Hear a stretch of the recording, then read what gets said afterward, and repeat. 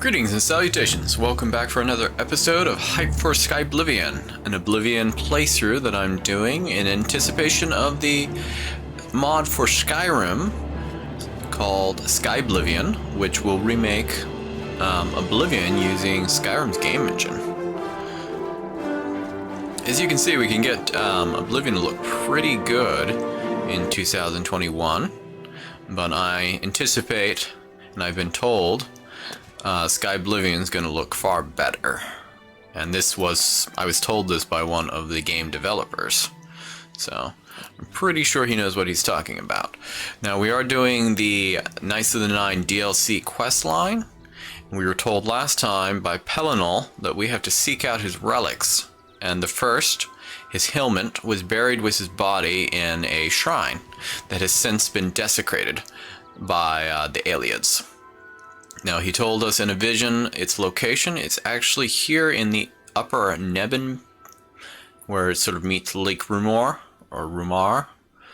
And we're going to have to dive from this bridge to get it. Hopefully, the water is deep enough here.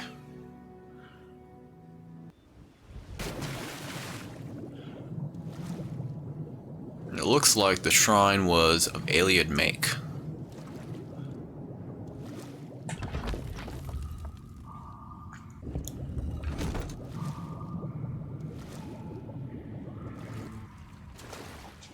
Met by undead off the bat. Looks like a new type of undead too. Something from the creature diversity mod.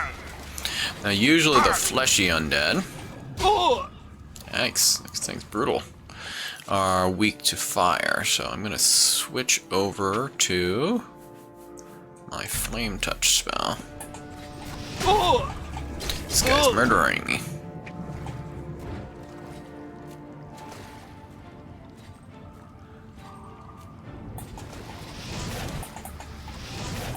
Like a mummy.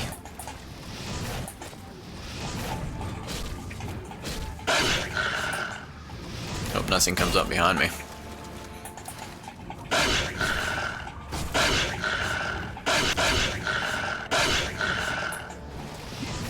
There we go. It is indeed a mummy. So I said in the last episode that when you hit the mid-levels, which I'm at, the enemies get a lot more powerful, and this is probably sort of the level region where you are at your weakest, because you've just reached a high enough level that they're throwing more powerful enemies at you, but you're still a low enough level that you can't quite match up to those enemies. I'm going to take a moment here to heal up, because that guy gave me quite the beating. We did come prepared though. I have a whole cast of new spells. I've got some pretty good weapons. I'm wearing armor that is equivalent to Ebony. And one of my weapons, well, not enchanted, the Honor Blade of Coral, is an ebony sword, although it's skinned to look like a silver sword. I think we're about ready to proceed here. Now, the mummy was not originally an enemy in the game. I think this is something from the creature diversity mod, which is currently my favorite of the mods for adding creatures. It still keeps the vanilla feel. The enemies are not unbalanced the way a lot of the other creature mods are, and it doesn't mess with the gameplay mechanics the way some that I've tried in the past have. And the skins are consistently pretty good. Some of the ones I've tried, it's all over the place. Some very poor looking creature reskins, in addition to some good looking ones. Whereas this one's pretty consistently good. Yeah, I believe the zombies have like a I don't know, I think it's like a 25% weakness to fire. I'm going to go ahead and switch out my frost spell for flame touch. And the other one I'm going to switch for electric touch, because the skeletons are weak to lightning, the zombies are weak to fire.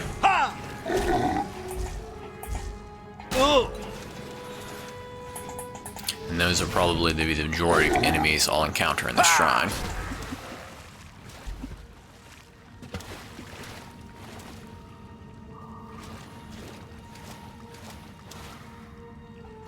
Let's go ahead and grab these welcome stones. They'll probably come in handy. So the welcome stones can be consumed. I'm not sure how, since they look like crystals. For to refill your magicka completely.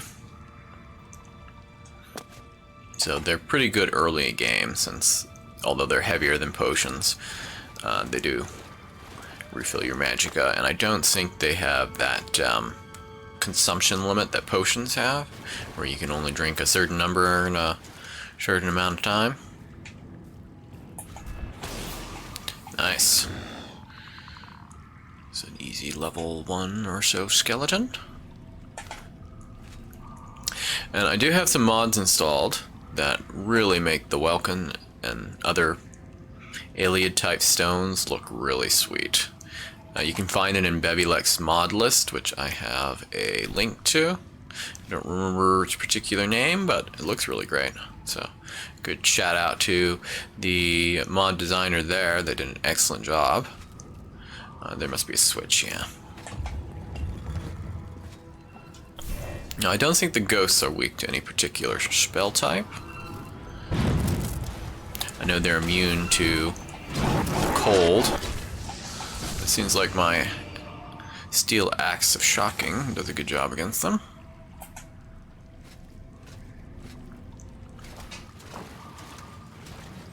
And another mummy. Let me go ahead and cast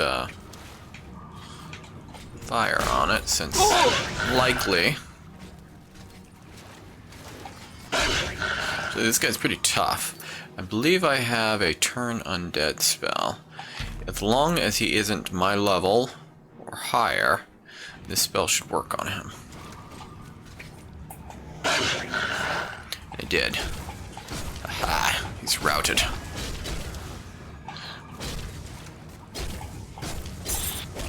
Now, it only works temporarily.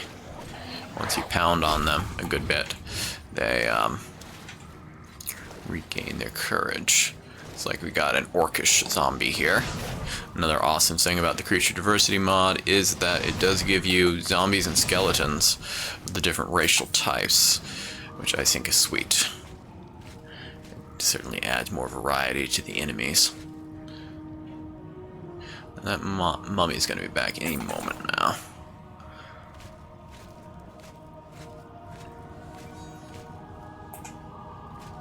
Okay, here's spellcaster.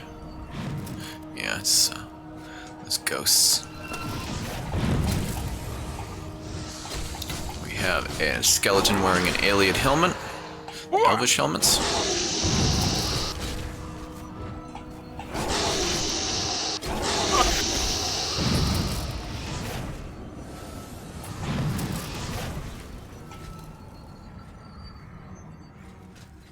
Okay, we're gonna go ahead and turn this enemy again.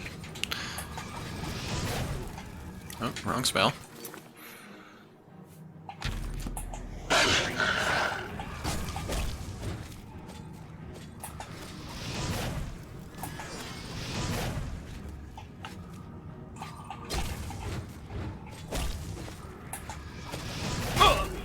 We've got enough edge here that we can finish him. The magic with the Supreme Magicka mod is so awesome. Much more powerful, much more versatile. I was very underwhelmed with the magic and the vanilla Oblivion. Very disappointed with it. One of the best magic systems that I've seen in games was that of the Elder Scrolls 3 Morrowind, which was my first entry into pretty much video game RPGs at all, but particularly with the Elder Scrolls. And it let you do so much. You could levitate, you could create a spell that would let you jump across the continent. And of course you die unless you cast another spell to prevent you from, the fall damage, but it was still pretty cool. And you could create, you could craft rings that were pretty much miniature nukes I don't think I can get past here. And take out an entire town of people with just one use of the item. It was sweet. There were so many ways you could break the game with overpowered magic, and I loved it. Morrowind, they really scaled, or excuse me, Oblivion, they really scaled it back. You could no longer levitate, you couldn't jump across the map, you couldn't teleport back to previous areas you'd been, although the fast travel feature lets you do a lot of a similar fast travel, but not quite as cool in my opinion. Looks like we've got a Dread Knight. Now these guys tend to be pretty meaty. I'm not sure what they're weak to, but let's try fire.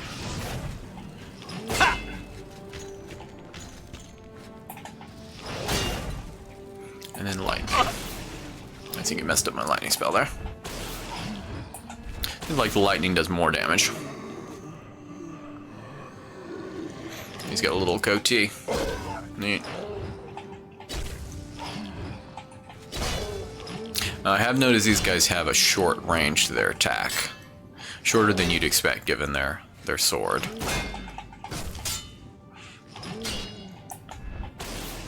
But I've seen so many different varieties of these knights. Ones with full-faced helmets, ones with no armor.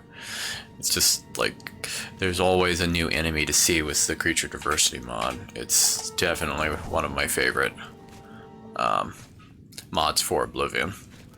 Really easy to install too. Of course, pretty much all the mods I have installed here, over 100, are individually quite easy to install. I use Wrye Bash, which is an awesome modding tool. Looks like we got another skeleton up there. Looks like it's got an elvish battle axe.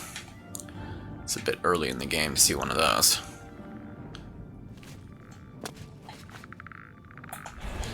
He's got some mismatched armor. He's got Dark Brotherhood armor. Imperial Legionnaire armor. Or Watch armor.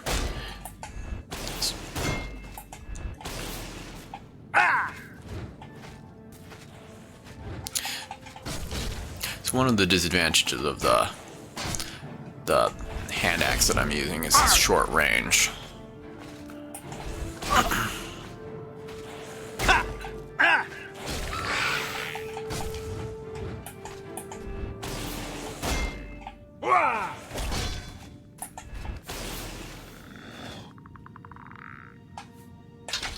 Let's take a look at the Elven Battle Axe.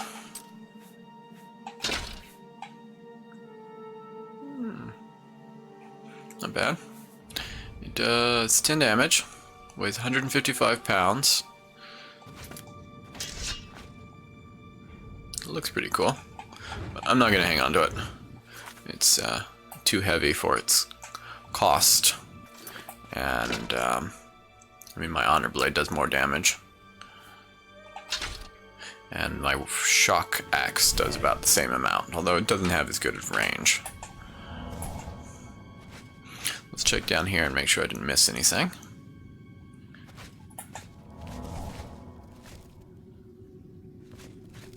That way's a dead end. Nope, I think that's the way to go.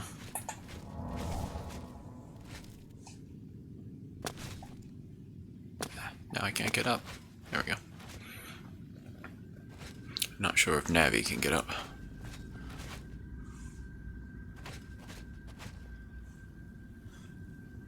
It's ceiling behind me. Got another skeleton down here.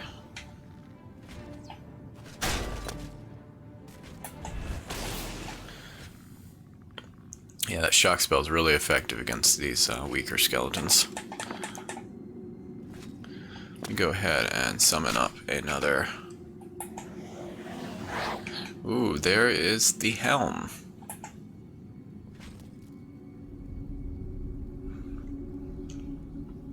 So when Pellinol was killed by the Ayleid Sorcerer Kings, they chopped his body in 8 pieces, and I believe they sent it to the different human rebels trying to discourage them, and instead it sort of enraged them and led to the Ayleids being defeated even faster.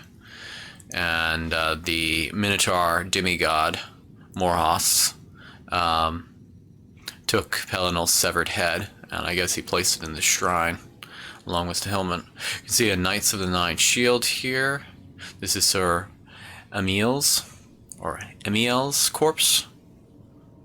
I think there's a fine steel longsword.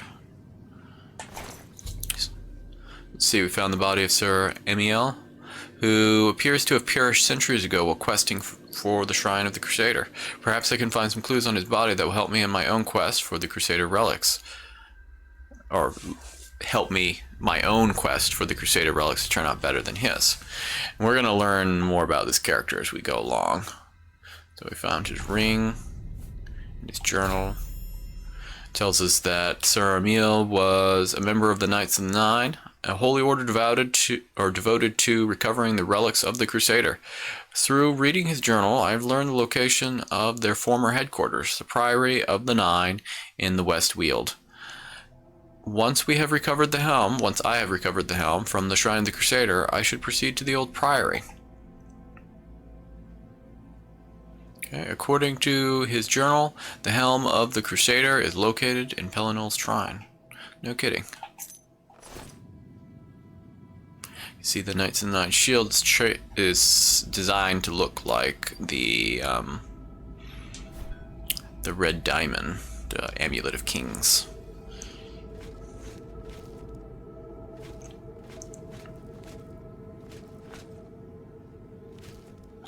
Now, with more agile characters, I could probably just jump right up there.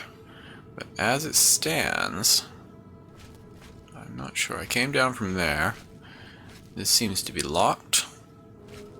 Maybe the key I need is the one that was on his body. Yep.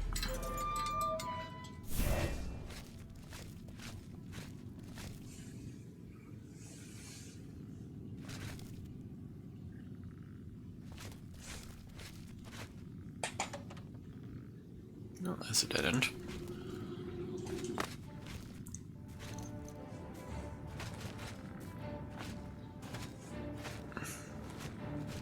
Here, another skeleton.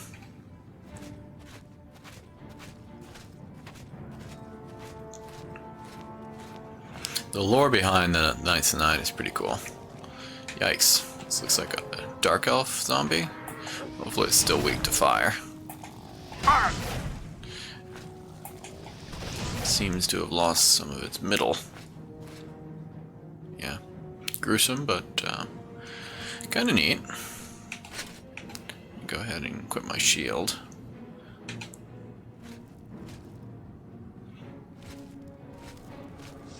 Got another ghost here.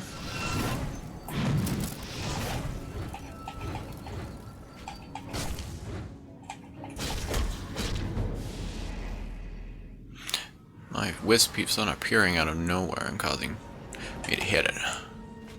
Fortunately, unlike some of the summonings, it doesn't respond with violence when it gets whacked.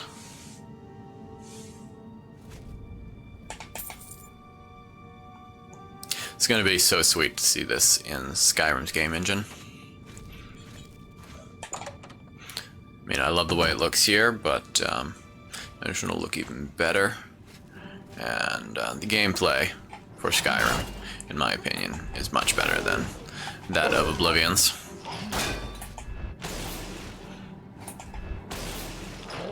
Got another one of these Dread Knights. Fortunately, my mace, or my axe, is out of charge, so I'm going to go ahead and switch over to... Children probably wouldn't be very effective against the undead, so I'll go for the Honor Blade.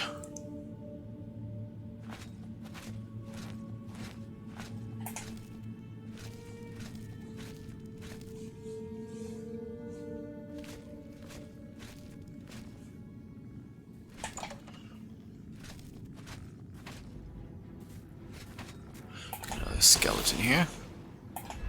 Yeah, like a champion or a guardian. Probably a guardian, since I think the champions usually summon guardians to help them. And a zombie behind me as well. Fortunately, my wisp has aggroed both of them.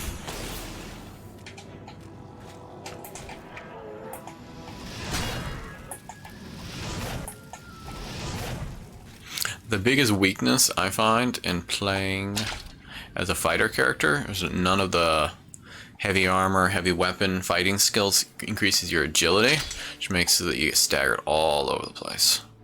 It's a pretty cool looking axe. It's got like a lion's head on the axe blade. Very cool. It's probably a reskin by Insanity. He does such a good job. I do think, however, I'm going to stick with the Honor Blade for now. This one has a glass helmet.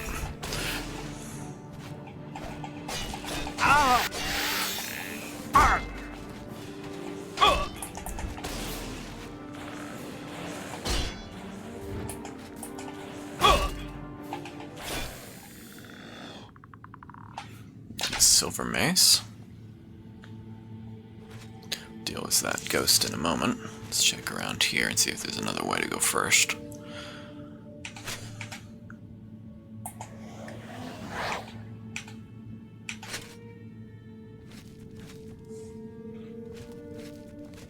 Let's take a look at the silver mace as well. Hope you all don't find it tedious, but I enjoy seeing the different weapon skins, even if I don't plan on keeping the weapon.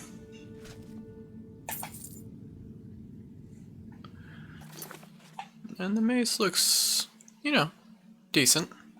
Not as cool looking as the battle axe. However, I don't think I'm going to hold on to either of these, because for their weight, they don't make good loot to sell. And I'm not going to need an immense amount of money going forward. I know the location of some more stash like that last one that gave me enough money to move up a few levels, so I'll probably rely on those for training and new spells. Equipment-wise, I'm not going to need much, since I'm going to be getting the Knights of Nine armor, which is pretty much hands down the best heavy armor you can get in Oblivion.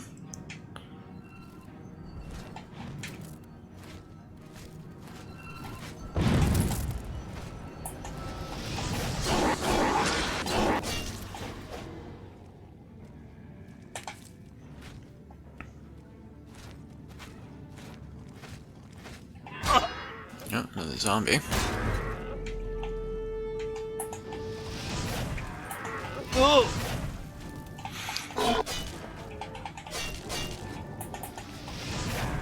Huh. A headless zombie. Summon up another one of those wisps.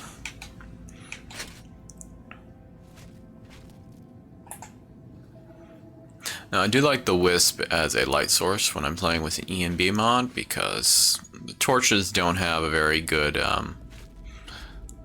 range. I think that's where we have to go. When you're using an EMB, it's too dark to see in the dungeons without some sort of light source. The Night Eye colors everything blue, which I think takes away from the visual experience. And the light spell tinges everything green, whereas the Wisp does a good job of keeping everything in sort of a natural light.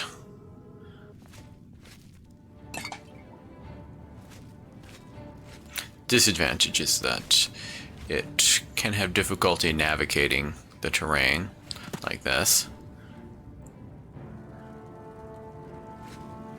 Okay, I got another ghost to deal with. Running away from me.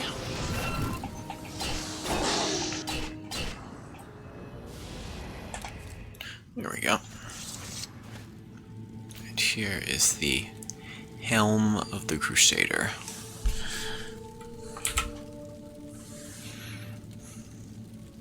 And a jewelry box.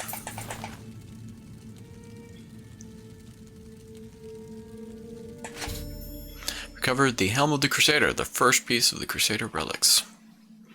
Now that I've recovered the helm, I should proceed to the Priory of the Nine to see if it still holds the cuirass or cuirass of the Crusader. That's the chest piece. Let's take a look at it. Now, the armor pieces are really awesome. They're equivalent to Daedric, I believe, in armor rating, which at this low level isn't really that different than the Ebony. but they also give you powers and big passive buffs. In this case, this one fortifies my personality by 25%. That's more than half of what I have currently.